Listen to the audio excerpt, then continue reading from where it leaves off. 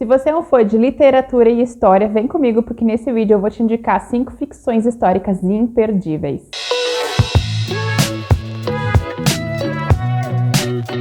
Oi pessoal, tudo bom? Eu sou a Cat, espero que vocês todos estejam muito bem. E hoje, como eu comentei ali no início do vídeo, eu vou indicar para vocês ficções históricas que eu li, gostei muito. Algumas delas eu acho que eu até já comentei alguma coisa sobre elas aqui no canal, mas outras eu nunca mencionei, mas eu acho que elas valem a pena. Eu amo história, então é muito natural que eu goste muito de ficções históricas, de romances históricos, é uma coisa que tem bastante na minha estante, que volta e meia eu tento ler. Eu tenho alguns períodos favoritos que eu gosto de buscar livros dentro daqueles contextos, mas no geral, assim, se for interessante, eu leio, né? E pensando nisso, eu puxei aqui pela memória algumas ficções históricas que eu li, gostei muito e que eu acho que elas mereciam um vídeo só para elas, para eu poder falar um pouquinho mais sobre esses enredos com vocês. Eu vou começar com um livro que eu li há muito tempo, eu não tenho ele, eu li numa biblioteca, mas esse foi um romance histórico que me marcou muito e eu nunca esqueci dele. Então, se ele não foi esquecido, significa que ele merece uma menção e que existe ali alguma coisa nele que realmente foi muito boa, que é o Bando de Pardais. Bando de Pardais é uma ficção histórica que se passa no século XIX, no Japão, e ele vai ser ambientado nesse momento de conflito, quando o Japão abre os portos para o Ocidente. É um momento de bastante conflitos, muitos choques culturais, e nesse livro aqui o autor vai falar sobre isso, sobre esses choques entre a população japonesa e os estrangeiros que estão entrando, os conflitos econômicos que também vão acontecendo nesse momento, mas principalmente a estranheza e a necessidade de que essas pessoas se entendam para levar a vida adiante. Eu lembro que um dos principais conflitos em relação a esse livro é do protagonista, que é um nobre chamado Genji, contra um grupo de missionários que vem do Ocidente. Então existe todo ali um trabalho ao redor dessa problemática. E eu lembro também que eu chorei lendo esse livro. No finalzinho eu acabei chorando. E eu não choro em livro, gente. É muito difícil me pegar chorando em uma história. Eu leio muita coisa de crime, né? Então às vezes fica um pouco difícil chorar ali. Mas nesse caso aqui eu lembro que eu chorei no final, porque eu achei o livro muito sensível, muito bonito, uma história encantadora do início ao fim, e eu pensei, nossa, o livro é incrível, assim. Então, por causa dessa memória que eu ainda tenho dele, eu resolvi recomendar ele nesse vídeo para vocês. Outra aventura histórica que, para mim, particularmente, foi uma aventura épica fazer leitura quando eu li, e tem vídeos aqui no canal em que eu dividi essa leitura em 3 partes e eu falei das leituras desse livro aqui, é O Grande e o Vento Levou. Grande na história e grande em tamanho, porque isso aqui é um verdadeiro tijolo. Essa é a minha linda edição, eu lembro que eu comprei ela num sebo e eu paguei R$15 e hoje o livro custa ali quase 100. E esse foi um livro que entrar nessa história foi realmente uma aventura, eu me dediquei muito, eu li esse livro assim com muito cuidado e quanto mais eu lia, mais envolvida eu ficava nessa história sensacional. Esse é um livro que ele é famoso por ele mesmo e ele também é muito famoso por causa do filme, né? Essa história se passa durante a Guerra da Secessão Americana e tem como protagonista a Scarlett O'Hara, que é uma jovem aristocrata que vive no Sul durante o início ali da guerra. É um livro que vai trabalhar de forma brilhante o choque da guerra para essas pessoas que viviam numa sociedade que elas achavam que estava estável, que nada poderia ser diferente no amanhã, e de repente a guerra vem e ela simplesmente destrói tudo e todos pelo caminho. A protagonista, que é a Scarlett, que é obviamente a grande estrela do livro, ela é uma garota que de início ela é demonstrada como essa menina mimada, egoísta, que tem tudo que quer, a hora que quer. Ela foi criada assim, então ela é desse jeito, e no início ela é muito irritante, ela faz o leitor se sentir incomodado. E ao longo da narrativa, a Scarlett vai sendo colocada à frente a situações extremas do qual ela tem que decidir para que lado ela vai. E ela vai ali construindo e demonstrando outras personalidades. A personalidade dela vai sendo lapidada ao longo da história. A Scarlett é um personagem que, na minha opinião, você não consegue passar indiferente a ela. Você vai amar ou você vai odiar uma coisa, você vai sentir por ela. Mas você não vai conseguir ser indiferente a Scarlett O'Hara. Teve momentos desse livro em que eu odiei ela, assim, ó, do fundo do meu coração. E teve momentos em que eu fiquei extremamente emocionada com a personalidade dela. Então, é um personagem que ele é tão bem construído que você consegue sentir sentimentos totalmente opostos pela mesma pessoa. E quero fazer um adendo polêmico aqui, que eu lembro que naqueles meus vídeos eu comentei. Isso aqui não é uma história de amor, tá? Não é. O Hat e a Scarlett, Eles têm ali alguma coisa entre eles, é uma mistura de paixão e crueldade e egoísmo que eles sentem um pelo outro. É um amor, se é um amor bem complicado e bem doentio, mas na minha opinião, isso aqui não é uma história de amor, tá? É muito além de uma história de amor. Eu sei que existe esse apelo dos dois, eles estão aqui muito lindos e maravilhosos, mas na minha interpretação, esse livro aqui não é apenas uma história de amor. Eu acho que dizer só isso sobre ele é minimizar muito e diminuir muito o conteúdo inteiro dessa história. Inclusive, é uma coisa muito parecida que acontece também com o Morro dos Ventos Vivantes, viu? Que as pessoas compram achando que é uma história de amor e quando vão ler, elas descobrem que não é bem isso. Outro romance incrível para você mergulhar, entrar nesse período histórico é Poldark. Vejo pouquíssima gente falando sobre essa história sensacional. Esse aqui foi um livro que eu comprei há muito tempo. Eu lembro que quando eu li ele nem tinha sido lançado no Brasil.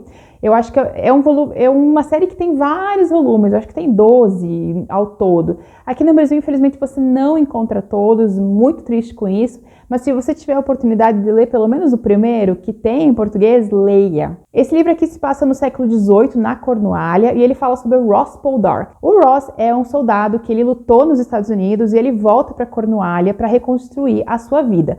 Porém, quando ele chega, ele descobre que tá tudo de pernas pro ar. O pai dele morreu, a propriedade que ele herdou tá dilapidada e a mulher que ele amava casou com o primo dele. Desgraça pouca é bobagem na vida do Ross. E o Ross é uma pessoa muito sensível aos problemas alheios. Então, uma coisa que ele vai perceber assim que ele volta para Cornualha é o quanto aquele lugar está totalmente miserável. As pessoas estão miseráveis, os trabalhadores não têm dinheiro, a população está passando fome e ninguém, as pessoas que detêm o poder não estão preocupadas com isso. E o Ross toma para si essa dor e ele começa a trabalhar em relação a isso. Ele é uma pessoa que ele vai atrás das respostas. Ele quer mudar a vida daquelas pessoas e melhorar a vida delas. Então ele é ali o paladino da justiça da Cornualha. Outro personagem sensacional desse livro é a Demelza. A Demelza é uma garota que o Ross encontra no meio do caminho, assim. É literalmente isso que acontece.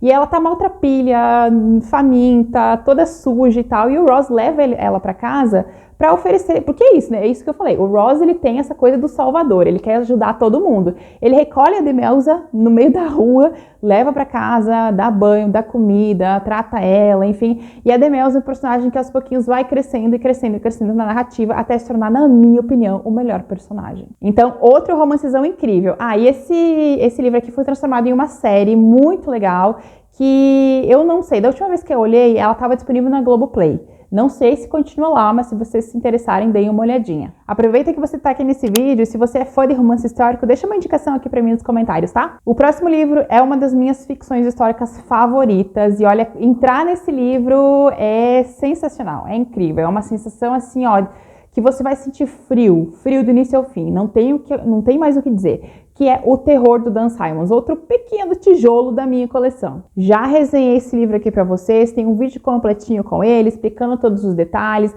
mas esse aqui é um livro que, assim, ele é comprido, ele é longo, ele é super cheio de detalhes, minuciosos, mas olha, deixa eu dizer pra vocês que isso aqui vale a viagem, viu? Vale a leitura se você é fã de ficções históricas. E a coisa mais legal sobre o terror é que ele é baseado em uma história que realmente aconteceu no meados do século XIX na Inglaterra, que foi a Expedição Franklin, que saiu da Inglaterra em 1845 e ela buscava a famosa passagem noroeste, lá no Ártico. Essa passagem ela ligaria o Oceano Atlântico ao Oceano Pacífico. E a Inglaterra não era a única nação naquele momento que sonhava em encontrar esse caminho, sonhava em ser o explorador que ia encontrar essa passagem. Outros países já tinham feito as suas tentativas e todas elas infrutíferas. E nesse caso aqui, 2 navios são enviados, né, o Terror e o Erebus. Então os 2 navios são equipados com o que havia de mais tecnológico naquele momento. 100 tripulantes são colocados nesses navios e eles partem em direção ao Ártico. Acontece que essa expedição e os 2 navios simplesmente desapareceu. Pois é, durante muitos e muitos anos, esse foi um dos maiores fracassos da Marinha Real Britânica, o desaparecimento de 2 navios extremamente tecnológicos, com um capitão muito experiente, e sempre foi uma mancha na história deles, né? O desaparecimento dos 2 navios e tal. E nunca se soube exatamente o que havia acontecido com toda essa tripulação. Aproveitando-se desse enigma, digamos, o Dan Simmons pega essa história e resolve resolve criar o terror, que é a versão dele do que teria acontecido com os 2 navios depois que eles desaparecem. Devo fazer um adendo aqui que o Dan Simmons ele coloca uma pontinha de fantasia aqui nesse livro, tá? Ele vai falar sobre uma criatura que mítica ou não mítica, talvez uma criatura real que vive no Ártico e que pode ser um perigo extra para essa tripulação. Então ele se dá ali, ele se dá esse presente, né? Ele se deixa colocar ali uma figura um pouco mítica dentro da história, mas ele continua sendo, na minha opinião, uma ficção histórica sensacional. Os detalhes desse livro, gente, é assim, ó, se você gosta de detalhes marítimos, de navegação, ele é muito cuidadoso, ele descreve até o parafuso do navio e como cada navio funciona e como a tripulação trabalha, é uma aventura. E óbvio, tem todo o resto, né, de construção da história, e eu lembro que uma coisa que esse livro me deixou foi assim, ó, com frio, eu me sentia gelada, porque, gente, os caras estavam lá presos no gelo do Ártico e não tinha como sair daquele lugar, e eles tentavam isso, tentavam aquilo, tentavam não sei o quê, e ao mesmo tempo eles começam a morrer de frio e fome, a comida começa a acabar, o carvão termina e aí você começa a ficar tenso, você começa a ficar angustiado, você não sabe o que vai acontecer. É um livrão, literalmente. Então, dê uma chance. Eu sei que ele é longo, vai tomar um tempinho, mas é um tempo, na minha opinião, totalmente válido. Ah, e o terror virou série, tá? Já tem disponível e se não me falha a memória também, ela deve estar lá no Prime Video. O próximo livro é um livro que eu li recentemente, eu acho que li ele no começo desse ano ou no finalzinho do ano passado, viu? E foi um livro que eu gostei muito pelos detalhes dele e eu acho que pouca gente leu, ou pouca gente se interessou pela história, apesar dela ser muito legal. Aí lá fora, realmente, ela fez um sucesso um pouco maior, que é esse aqui, ó, A Serpente de Essex, da Sarah Perry. Esse livro aqui também já virou série de TV, pela Apple TV, né? Eu acho que quase tudo aqui... Não, aliás, todos os livros que eu indiquei aqui pra vocês hoje já foram filmados de um jeito ou de outro. Esse livro é um daqueles livros que tem camadas. Ele tem a camada superficial, que é onde você tem a história da sinopse, e depois ele tem outras camadas. A primeira camada, que é a história principal, fala da Cora Seaborn, que é uma viúva que mora em Londres, ela acabou de perder o marido dela. Ela é uma naturalista amadora, é uma coisa que ela adora fazer, e ela vivia um certo relacionamento abusivo com esse marido. Então, quando o marido dela morre, ela não sente falta dele, viu? E ela parte para viver as aventuras que ela nunca pôde viver enquanto ela era casada. E ela se muda para Essex com o filhinho dela e com a babá do filho dela. Quando ela chegar lá em Essex, ela vai descobrir que ali naquela região surgiu ou voltou a lenda de uma serpente mística que arrastaria pessoas para o pântano. Ela fica super interessada nessa história, só que ela é uma naturalista, ela acredita na ciência. Então, ela obviamente começa a pensar, como é que eu posso explicar esse fenômeno de forma científica para essas pessoas? Só que ela está no interior, ela está numa vila muito pequena, onde as pessoas são extremamente ligadas e arraigadas ao misticismo e à religião. Então ela vai enfrentar muitas dificuldades em tentar provar para aquelas pessoas que a serpente não é uma serpente, que a serpente é coisa da cabeça delas. Mas será que a serpente é mesmo coisa da cabeça dessas pessoas? Será que a mística está errada? Ou será que a ciência está certa? Não sei, é uma coisa que vai acontecendo e que ela vai descobrindo ali ao longo da narrativa. E aquilo das camadas que eu comentei pra vocês, né? Essa é a primeira camada, é o que você pega e enxerga assim que você começa a ler. Mas ele tem outras coisas também que eu acho que a autora trabalha brilhantemente através de várias metáforas. O que a autora faz aqui, na minha opinião e na minha interpretação, é instrumentalizar o final do período vitoriano e início do século XX. Que foi um momento bem complicado, um momento de turbulência, um momento de inovação e tal. E isso deixou as pessoas ansiosas, deixou as pessoas com medo. E a gente tem que lembrar também que Darwin tinha aparecido ali, né, na metade do século XIX, lançado as suas descobertas e tirado as pessoas do prumo. A ciência tira as pessoas do prumo no século XIX. Elas acreditavam piamente na sua religião e no Deus Supremo, e de repente aparece esse cara e diz, olha, não é assim, as coisas são de outro jeito, né? Ou talvez exista uma segunda explicação, talvez exista uma segunda alternativa. E esse medo do que pode vir a acontecer, esse medo de que as minhas certezas talvez não sejam certezas, é o que ela trabalha nesse livro.